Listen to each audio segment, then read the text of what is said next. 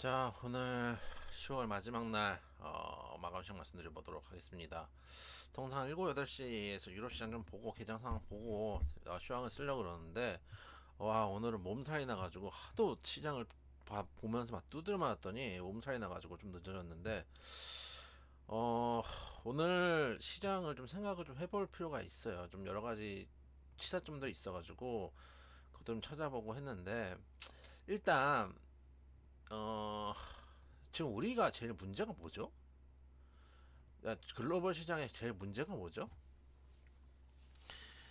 결국은 이제 기준금리 인상으로 인해서 기준금리 인상이 된다는 얘기는 국채금리도 상승하고, 국채금리가 상승을 하다 보니 기업들이 돈을 마련할 때 더 비용들이 많이 들게 되기 때문에 그것들이 기업 실적의 발목을 잡는다. 그게 기술주들의, 특히 기술주들 같은 경우는 현재보다 성장에 더 무게가 잡혀 있기 때문에 큰 영향을 받는다라는 게 이제 어떻게 보면은 이제까지 올해 내내 하락을 한 이유의 하나였죠. 하나였는데, 올해뿐만 아니라 코로나 고점부터 쭉 하락을 했던 이유 중에 하나죠. 오늘 뭐 소폭 반등, 올해 소폭 반등했지만 결국은 추세적으로는 계속 하락을 했다는 얘기거든요.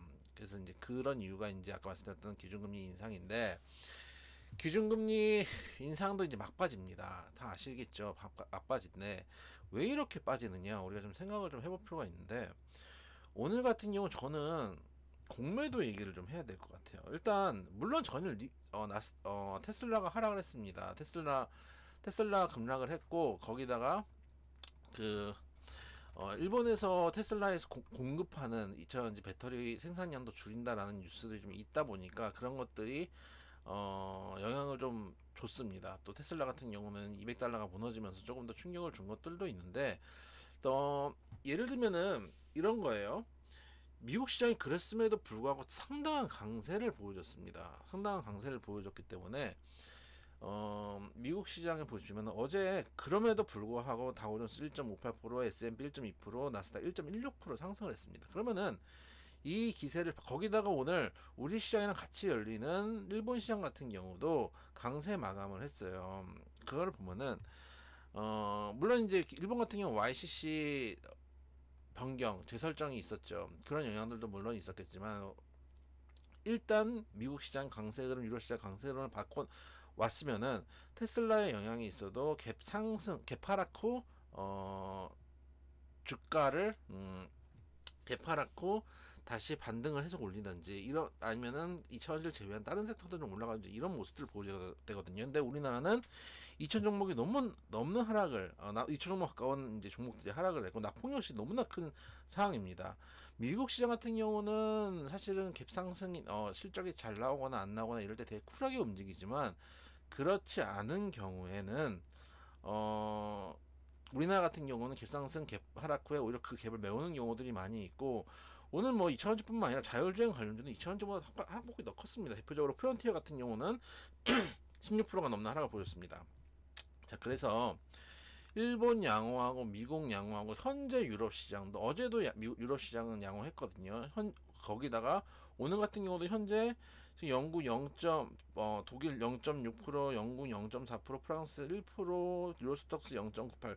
유로스톡스도 지금 1% 가까이 올라가고 있는 상황이에요. 이런 상황에서 우리나라만 엄청나게 빠졌다. 항상 말씀드리지만 우리나라에서 답을 찾아야 됩니다.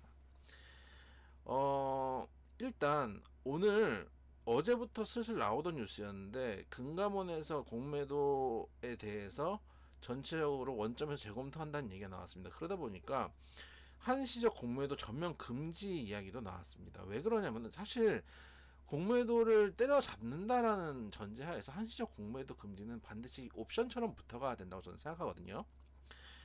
어 물론 저도 공매도에 순기능이 있다고 생각을 합니다. 거품을 빼줄 뿐만 아니라 매수하는 입장에선 저가에서 매수를 할 수 있는 기회를 주는 것도 맞아요.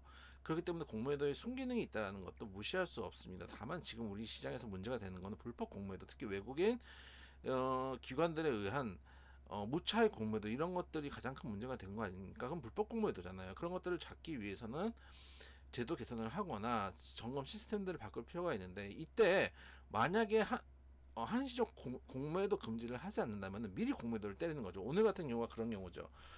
쭉 봐볼까요? 종목별 공매도를 좀 보면은 공매도 많이 칠 것 같은 종목들만 보겠습니다. 에코프로 BM 보겠습니다. 오늘 공매도 매보 비중 27%입니다. 27%. 27%고 공매도 거래 대금이 얼마입니까? 만, 10만, 100만, 1000만, 552억입니다. 552억어치가 공매도가 나오고 공매도 매매 비중이 어제 12%대였는데 오늘 27% 부쩍 뜁니다. 가장 부쩍 뛰고 에코프로 보겠습니다. 에코프로도 공매도 비중이 어제 9.94%였는데 18%. 18%는 정말 최근 들어서 18%대 비중은 최근 들어서가 아니라 역대 최고인 것 같은데요. 에코프로의 18%의 공매도 비중은 역대 최고라고 봐도 무방합니다. 뒤까지 쭉 살펴보지 않았으니까 18%까지 나왔고 18.36% 나오고 그리고 포스코 퓨처엠 공매도 22.09%입니다. 어제 12.55% 나왔거든요. 그리고 LNF는 뭐 크게 늘진 않았네요. 15.02%. 워낙 LNF는 이제까지 공매도 많이 맞았으니까요. 이전 상장 전에 이제 공매도를 맞게 되니까 그런 부분들이 좀 있다라고 생각을 좀 하시면 되겠습니다. 에코프로, 포스코홀딩스도 10.30%, 어제 9.24%였는데 조금 올라가는 모습이었는데 전체적으로 공매도들이 너무 많이 들어왔어요. 그러다 보니까 지금 옛날에는 반도체를 잡아서 시장을 붙잡는 느낌이었으면 지금 2차원지를 잡아가지고 시장을 붙잡는 느낌이거든요. 어제 같은 경우도 우리 시장 강세였는데 2차원지가 올라가면서 시장이 전반적으로 강세 흐름을 보여줬거든요. 왜냐면 2차원지가 어떤 개인들이 많이 들어가 있는 거고 삼성전자보다 지금 2차원지를 더 선호하는 경향들이 있고 삼성전자를 선호하는 이유는 뭘까요? 어쨌든 간 확실히 정해져 있는 미래고 반도체에 계속 발전을 할 것 같고 삼성전자 휴대폰 잘 팔고 이런데 지루하고 괴롭고 계속 빠지기만 하고 선화의 삼성전자도 빠지기만 하니 조금 더 탄력감 있는 종목들 그리고 정해진 미래 모멘텀 확실한 종목들 실적 그래도 어느 정도 나오는 종목들을 고리다 보니까 2차원지가 확실히 선택을 받는 모습이었기 때문에 2차원지가 지금 우리 시장을 선도하고 과거에 반도체가 했던 역할들을 하고 있는데 지금 공매도에 계속 시달리고 있는 상황에서 공매도 불법 공매도 금지한다. 좋은 얘기입니다. 근데 한시적 공매도 금지를 하지 않는 상태에서 하다 보니까 한시적 공매도 금지를 할 수도 있다라는 생각 때문에 미리 공매도가 나오는 거예요. 예를 들어서 코스피에서 코스닥으로 이전 성장할 때 이런 경우들이 많이 나오거든요. 그래서 이런 것들을 하기 위해서는 정부에서도 미리 딱 계획을 짜놓고 시작한다 하면 후다닥 해야 되거든요. 예를 들어서 옛날에 그 IMF 오기 전에 금융실명제 같은 경우도 미리 준비를 딱 해놓고 어둠에 있는 자금들을 이제 실명화를 시킨다고 딱 정책을 내가지고 후다닥 해버리잖아요. 근데 지금 같은 경우는 공매도나 이런 것들을 한다 하면서 언론에서 계속 간만 보는 느낌이 좀 강해요. 이거 안 할까봐 저도 걱정이 돼요. 그래서 공매도만 두드려 맞고. 그래서 지금은 오늘 하락은 어떤 매크로적인 부분들보다는 공매도에 대한 영향이 좀 크다고 보고 있고 어쨌든 간 불법 공매도를 척결하겠다 시스템 바꾸겠다라고 했으면 일단은 한시적 공매도 금지를 하는 게 맞습니다. 그래서 정부에서 계속 이거를 띄우면서 국민들이 더 좋아하지 않을까. 왜냐면 개미들이 지금 소위 말해서 주식하는 사람 천만인데 이 사람들 좋아하는 정책 낸다라고 하면서 간만 보지 말고 빠르게 진짜로 할 수 있는 것들을 했으면 좋겠다라는 생각 든다는 말씀 드려보도록 하겠습니다.